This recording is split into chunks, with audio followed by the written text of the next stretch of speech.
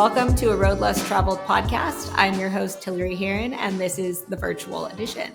Today we have with us Grene, who is a car dealer from the Southeast, and we're going to talk a little bit about the unique challenges that women face in the automotive industry and some of the great things too, and perhaps even some things that will encourage women to consider the automotive industry as a career choice. Hi, Grene. Thank you for joining me today on a Road Less Traveled podcast. I am so excited to dive into your journey.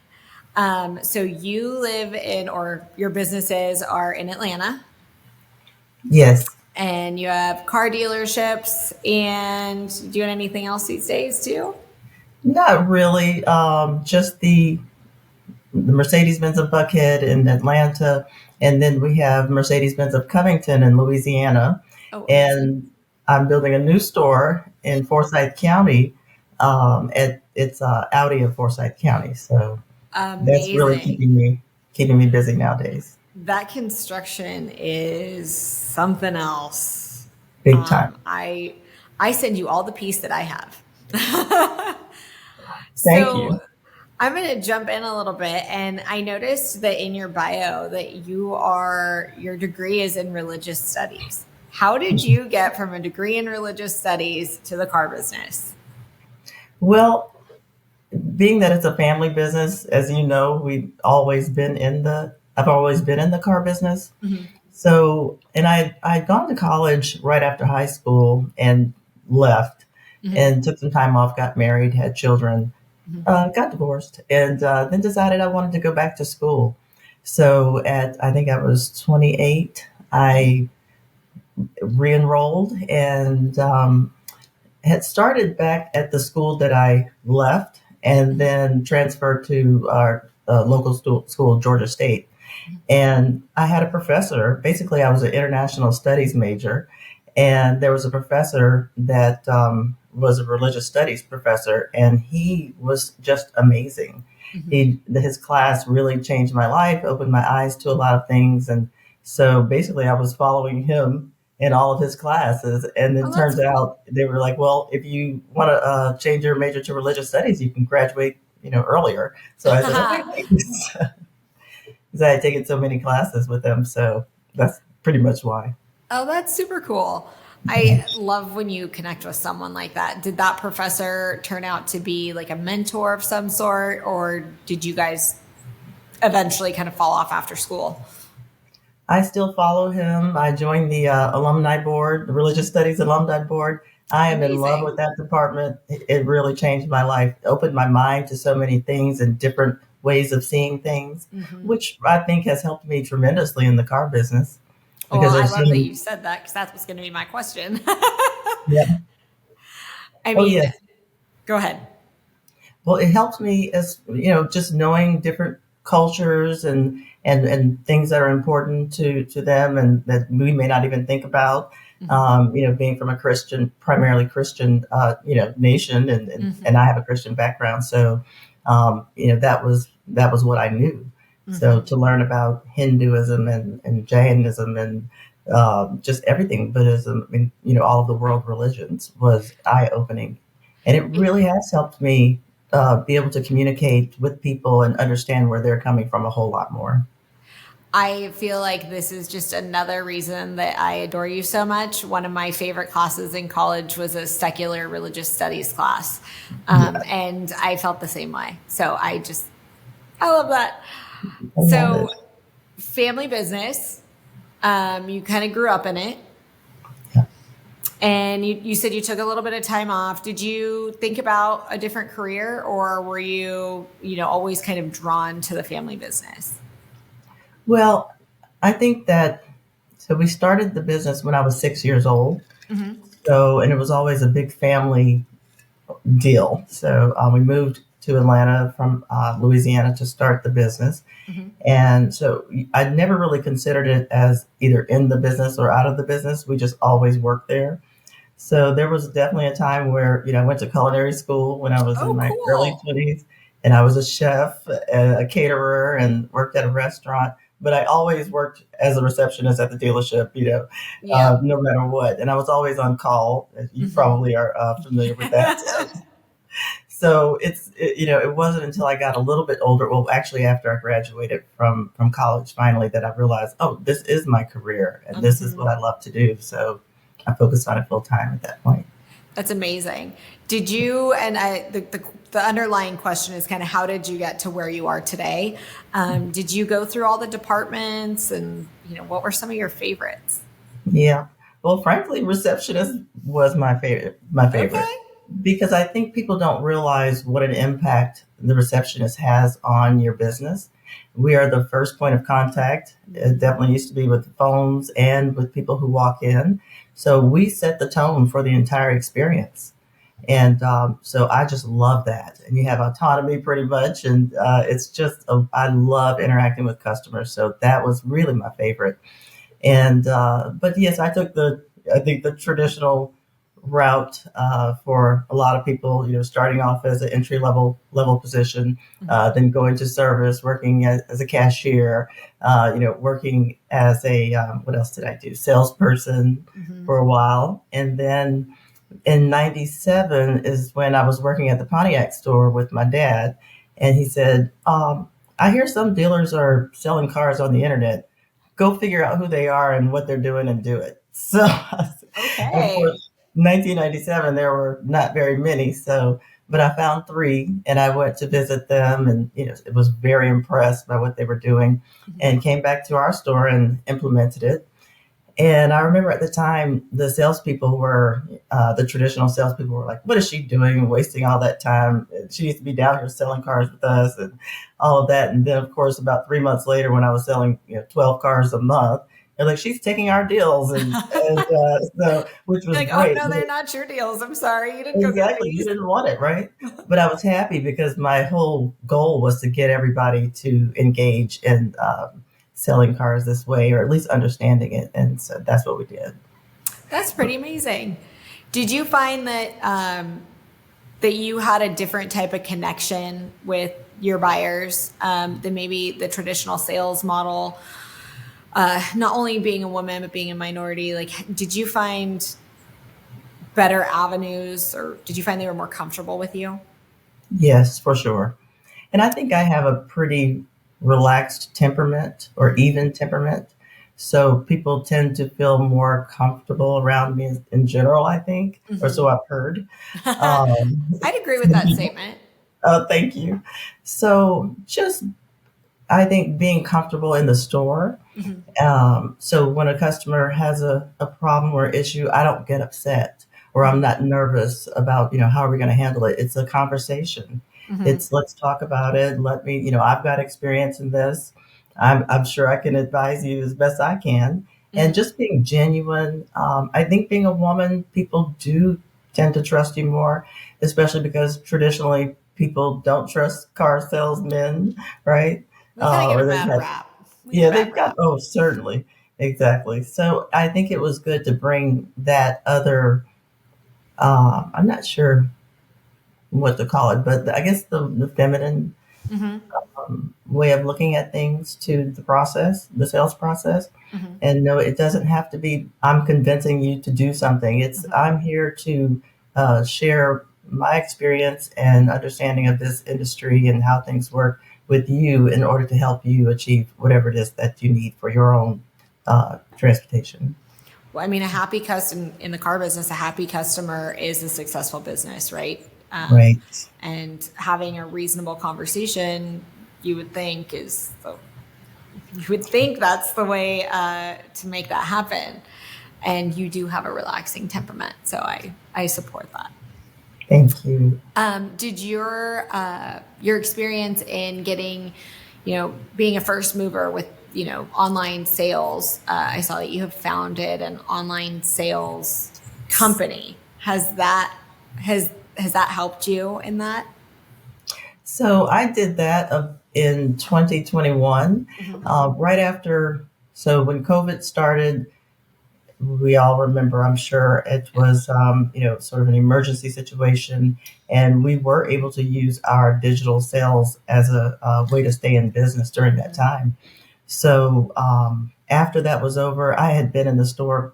I was the one that was in the store pretty much, and then the salespeople were at home, and we worked like that.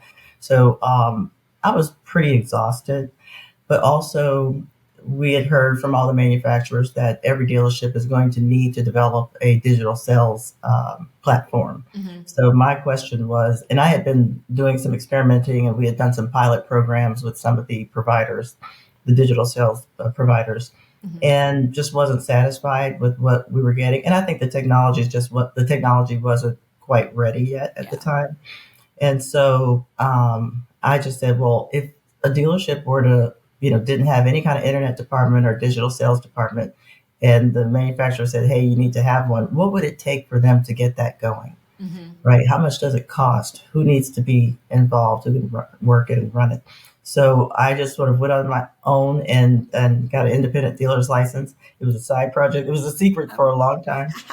And so I just saw what it would take. I developed this online I was using the Carvana model, Mm-hmm. and just to see where were the holes in the technology. Mm-hmm. And because that was, like I said, my frustration before. Mm-hmm. And that's exactly what we did. We saw basically what dealerships and what was available at the time was, a lot of integrations and APIs, and it just was very sloppy and hard to manage. So we started developing our own tool based off of the information that we got from Fabulous. that. Yeah, so that's it. So that's where we are.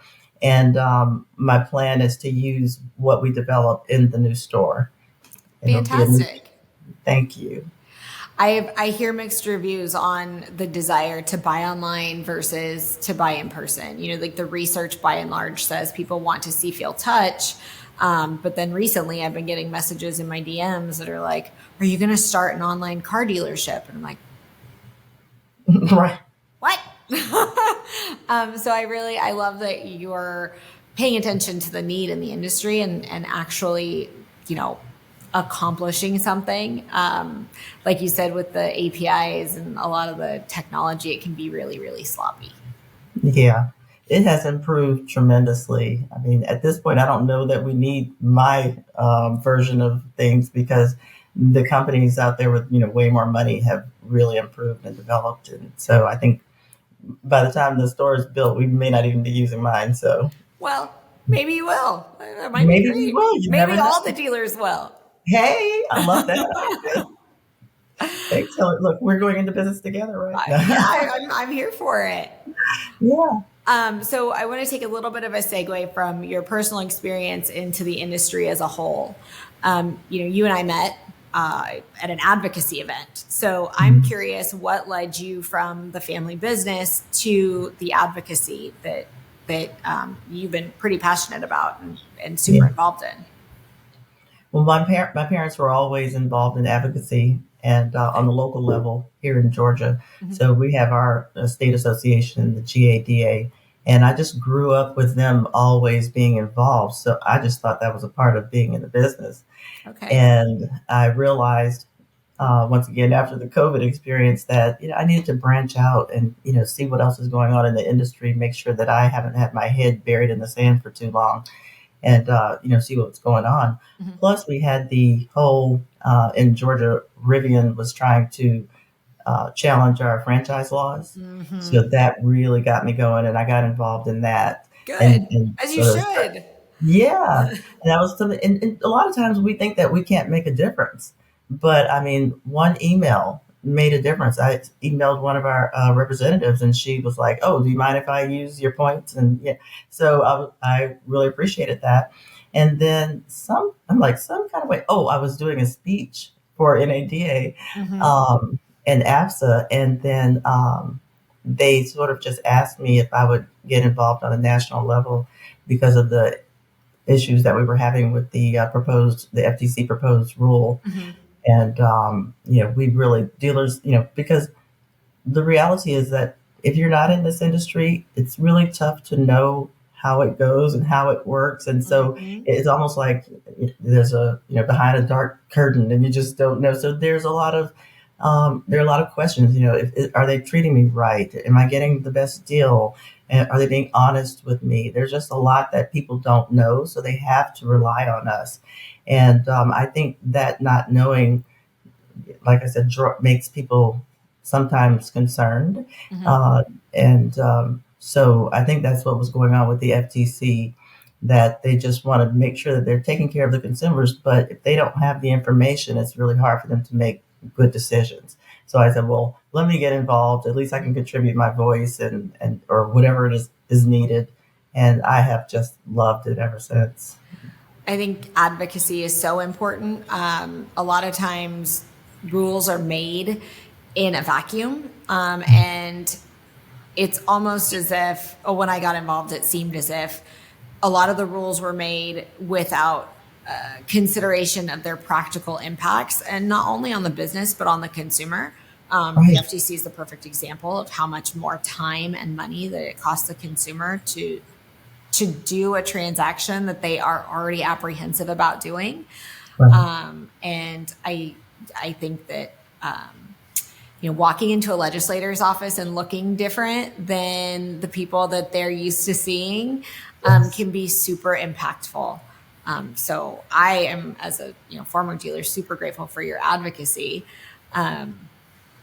And I can only imagine that it has been, a little bit difficult, not only as a woman, but as a minority to broach some of these conversations, not just with our legislators or their staff, but, with the general public, with just what are some of the challenges that you have faced Yeah. that have been Well, overwhelming?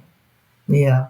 I will, just like you said, showing up to DC in a room full of white men, In navy blue coats, right? right, and maybe blue coats.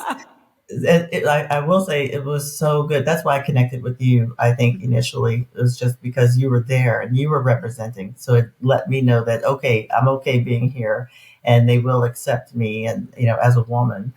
And so that was extraordinarily impactful for me. Oh, And it that's also let great. me know how impactful me being there might be for other people. Mm-hmm. So, it just kind of goes on. But it was intimidating initially. And I think the reality is that as a African or Black woman, we haven't been in these rooms. Mm-hmm. I mean, I say this often, but there are only 6 Black women dealers in the country, I and had no idea. in the whole country. Wow. And we have over 16,000 rooftops, you Yeah. know? I mean, So 8% are women. That number's low, but only 6. I mean, that boggles my mind. exactly. And when I say that, people say, "Oh, 6%," or what. I'm like, no, Yeah. 6. No, More. actually 6. Right. so and obviously, Black women buy a lot of cars, and Yeah. we represent, families and women in general are, I think Mm-hmm. they say 80 something percent of the car buying Yep. decisions make, so we need to be, represented, our perspective, also contribute our perspective to the conversation in 100%. general. So somebody's got to do it. And apparently there are not many that are available right now. So part of my job in showing up and representing is to say that, yes, it is important that we're a part of these conversations, and that other people should, hopefully feel more comfortable getting involved as well, and knowing that this is an option. Well, and I 100% agree. Some of the things that you and I have talked about in the past, like I said a few minutes ago, rules made in a vacuum, or, design elements when we're going through a remodel that don't consider the realities of the way that people live their lives. So, showing up and being there and having the hard conversations, it can take a super big toll and be a super big challenge for you. Have you had days where you're like, F it, I'm out, I'm done, I quit, I'm not doing this anymore? Every day, I think, at some point. But no, I mean, when I'm in my own store, I feel, well, even there, it feels, you get a lot of that from the Yeah. people in the industry, Mm-hmm. but it's just because we haven't been there. That's my opinion. Mm-hmm. For example, with this new store that we're doing, we had a meeting with the builder. This is my builder, my architect, Mm-hmm. and we had a meeting the other day, and Audi had sent over their plans. Some are suggested, some are mandatory. Mm-hmm. So two of the elements that were suggested were the nursing station Mm-hmm. and gender neutral bathroom. Yeah. So when we got to the meeting, I'm the only woman, and so the men they started off the meeting. Oh, we look at the site plans and they say, oh, we've already gotten rid of this, this gender neutral bathroom and this nursing station, and they just moved on, right? And I'm sitting there like, okay, like when was this decided? But they just moved on, and they said, well, we've done, we're done with that. So finally, I said, so what happened with the nursing station and the bathroom? Oh, we got rid of it. So then they moved on. But I kept bringing it up. So why did we get rid of it? And you could see that he was getting frustrated with me, Mm-hmm. kind of like, why are you, asking me these questions? And so finally we just, eased into the conversation and explained why I thought it was important, not just for customers, but for employees who may be 100%. nursing right. But they had never considered that. So that was just a waste of money and a waste of room and a waste of time, and it was never even thought. So I thought that, and so the architect said, well, you know what? I'm a 47-year-old man, and I've built dealerships my entire career, and I've literally never been in the room with a woman while, having this conversation. So I just never have considered a woman. And it made me think, Hillary, I said, you know what? Women talk about how sometimes, we don't feel spaces are created to welcome us. Yeah. And the reality that's true. It is true. We aren't considered when people are, so all these buildings that we go in, all the expressways and all these things, yes, women are coming into some of these fields now, but generally it's going to take a minute, and we're going to need it, to, really get involved, because these spaces have not been made to consider women's needs. They 100% haven't. I read a book a while back that talks about how the actual design of a physical city, dating back to when we first were mobile with horses and buggies, is not designed to have two people who are working in the household. Right. The city, like, our roads are not designed that way. So it kind of boggles my mind that the horse is behind the cart, to use the same analogy still. But I commend you for continuing to bring it up. I took my daughter to work for the first 6 months of her life, and my son. And, it's a challenge. And again, with actual data, women are more productive. They are more engaged. If you provide these very minimal things for them, you're going to get much better performance. I mean, do you find that with your female employees? Yes. And so our current store wasn't built for women either. I mean, let's just be real. So some of those issues are starting to come up as far as, because we have a family aged employees, our employees are generally family bearing age. Look, I'm so old, I don't even know what it's called anymore. But so, these things are starting to come up. And I think years ago, women would be afraid to even say that they were pregnant. Because, I mean, the truth is that if you let on that you were pregnant, you may get fired. By and large, that is still a fear. And I'm hearing this now, and it boggles my mind. A girlfriend told me the other day she was pregnant. She's like, I just can't tell my employer yet because they're just going to think that I've just given up. And I'm like, what? Yeah. And your mom, Yeah. And that's why we have to engage in this way. It is uncomfortable to be the only woman, the only Black woman in the room. And it's not the men's fault. It's not like they're like, we don't want you here. Right. They just have never seen us there. And so it's different. It's odd. Like you said, our roads, our cities weren't built for women to be in those rooms. We are having to really get involved, because now women, those types of issues need to be relegated to the past at some point, 100%. Hopefully in the near future. So people like you and me and many other people that we know are getting involved, and I think soon we'll see a lot of changes. So hopefully that won't continue. Have you had a super impactful mentor that has kind of coached you along or has encouraged you to go to these places that are oftentimes so uncomfortable? Well, I think certainly seeing my mother all of these years also in those spaces has been just sort of an education that I just grew up with. And so it wasn't as awkward or strange as it may have been. But also, there's a woman, Marguerite Watanabe. I have to mention her because Okay. she's the one who taught me what a corporate sponsor is.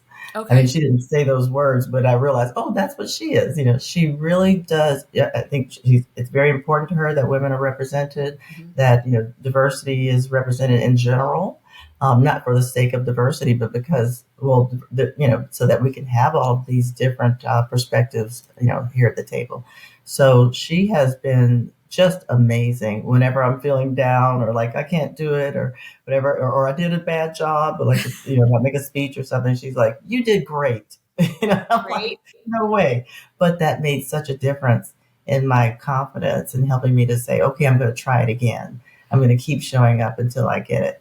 So, That's incredible. yeah. And I would say you're just with your relationship with me, you're definitely paying it forward. Are you Oh, intentional about finding women and kind of dragging them along, if you will? Because I know sometimes it can be pretty hard.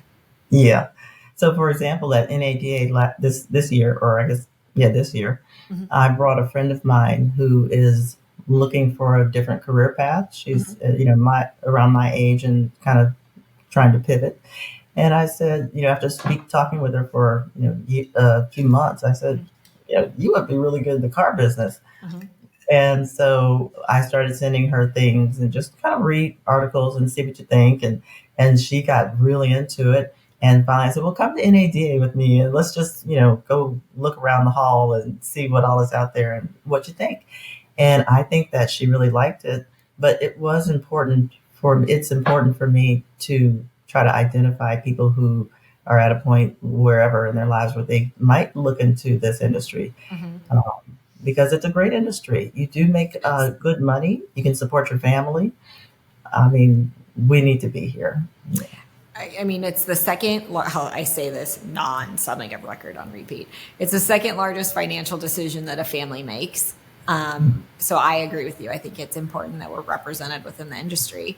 Uh, what advice would you give to someone looking to come into the industry, whether they're, in college or like you said, your friend who's transitioning, decided she needs a different career? Yeah.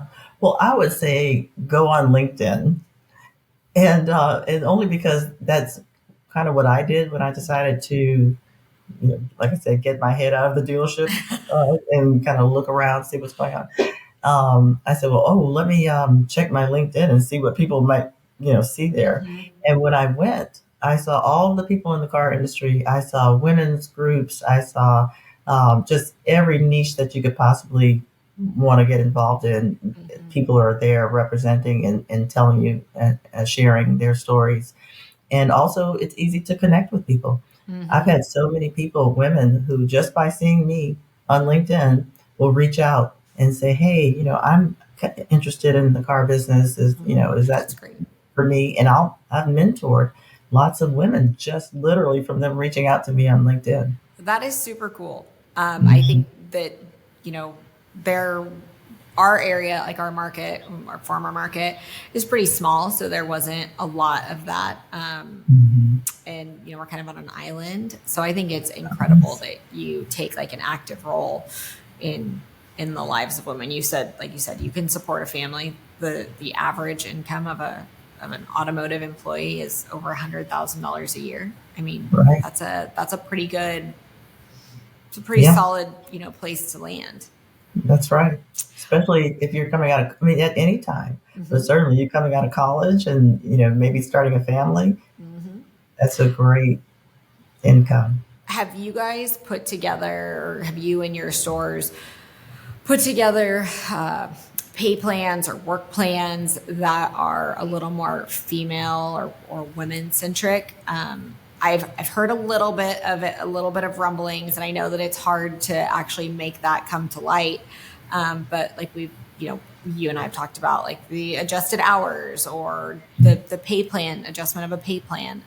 Have you been intentional about that? And if so, where have you found the inspiration? Well, we've been thinking about it for years, and we've made some adjustments to scheduling for men and women for families, Mm-hmm. and so that's been really good. And but we haven't done too much. And my plan is to start fresh with a new store I love it. and really think this through. Mm-hmm. And so I've got 18 months to do it. And so I really want to be intentional about creating a work environment where people can that doesn't have to take away from your life, Mm-hmm. right? I mean, you should be able to work and contribute to society, to everything without having to sacrifice being a mom or sacrifice, being a family member. So I definitely want to put, you know, different sort of pay plans, and I've even heard dealers having several pay plans and Mm-hmm. letting people choose the one that's best for them. Oh, that's cool. I heard some, yeah, I did hear that. So I'll look into that as well. But also, like you said, the hours. I mean, we can be more flexible with our hours. And I think we all learned that during COVID. Yeah. Mhm. I cannot wait to see how you do, because I know how great you are at this, and I'm very excited to see how you make this how you bring it to life. How Thank you, close you Hilary. said you have 18 months from now, or you had 18 months from the beginning, or 18 months left? Now, Oh, yes. okay. It was supposed to be 18 months from the beginning, which was last March, but we had to get the land and now we're going through zoning and it's such a great experience. I mean, Isn't it so it, good? it's tough and wild and all of this, but it is just for somebody like I think you and me, it's the best because you have to be very organized. You Mm-hmm. have to manage everything closely, because one mistake or one false move can cost you a It lot of costs you your money. nursing room and it's out, and all of a sudden you don't know how that happened. Exactly, or maybe it'll cost me that break room for the Yeah. technician. No, I'm just kidding. No, I'm joking. But yes, indeed, indeed. So we have to be very careful and very intentional, and it's a lot of fun. So. Well, that's amazing. Any words of wisdom that you would pass on to specifically young women who haven't considered this industry? I know some of the stuff that we've talked about can be a little bit heavy or discouraging. So maybe some like positives that might encourage them to consider our industry. Yes.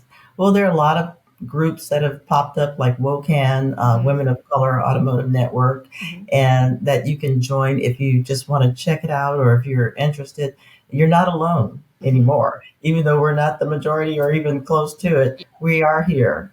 And we do encourage, I think every woman I know in this business encourages other women to, or makes themselves available to other women to mentor and also to just kind of bring them in and make them feel welcome. My main advice to women in general is to show up. A Yes. lot of times we get into the rooms, we start to feel uncomfortable. It's not worth it. We're going to go home. You know what I mean? Mm-hmm. Or, I've got all these other responsibilities. This is too much for me. But guess what? It may be uncomfortable for a minute, but we can push through that as long as you show up. It doesn't really matter, honestly, as long as you're a good person and have good intentions. It doesn't matter what kind of job you do. If you're perfect or you do everything right. And I think we tend to want to be perfect. Yeah. We don't give ourselves a lot of room for mistakes. And Mm-hmm. so, we've got to be easier on ourselves internally and go ahead and show up, push through. If you're uncomfortable, just show up. Eventually, you'll feel better and you will make a difference I think and that's help others. super sound advice. Like you don't have to say anything the first time, but you do if you're there, it makes a difference. They Yes. notice. People Yeah. notice. Yeah. Like you said, Build just that being in the confidence. room. That's right. Build your confidence. When we were lobbying, usually I'm sure they're used to 5 white men showing up to have a conversation. But just the fact that here's this, pop of color and a woman and, things Yes. in the room, it perks people up a little bit, like, oh, okay, what is this about? It's not just your average conversation. At least there's something different about it. And so you can really use that to make a difference, even if you don't say anything, like you said. Well, Grene, I really appreciate your time. And I know this is just the first of many conversations that we're going to have on this platform. I hope so. I'm so excited to see, how the Audi store comes out. And as always, I just am so grateful for you. Oh, thank you, Hilary. I'm so grateful for you as well. Thank you. You're such an inspiration to me. Oh. When I walked in that room and you were there, that made all the difference for me. Oh, thank you. That was one of those, just show up moments, like, okay, I don't know what I'm doing, but here I am. But you showed up, and exactly. You allowed me to show up. Well, good. I'm happy. That actually makes me feel really good. Thank you for that. A huge thank you to our incredible guests for sharing their stories, wisdom, and breaking down barriers with us. If you enjoyed today's episode, don't forget to subscribe and leave a review. Your support means the world to me and helps spread the word about the amazing women paving the road less traveled in male-dominated industries. If you have suggestions for a future guest or topic you'd like me to explore, please reach out on social media. I'd love to hear from you. Follow me on your favorite social platform for updates and behind the scenes. Keep pushing boundaries, challenging norms, and lifting each other up.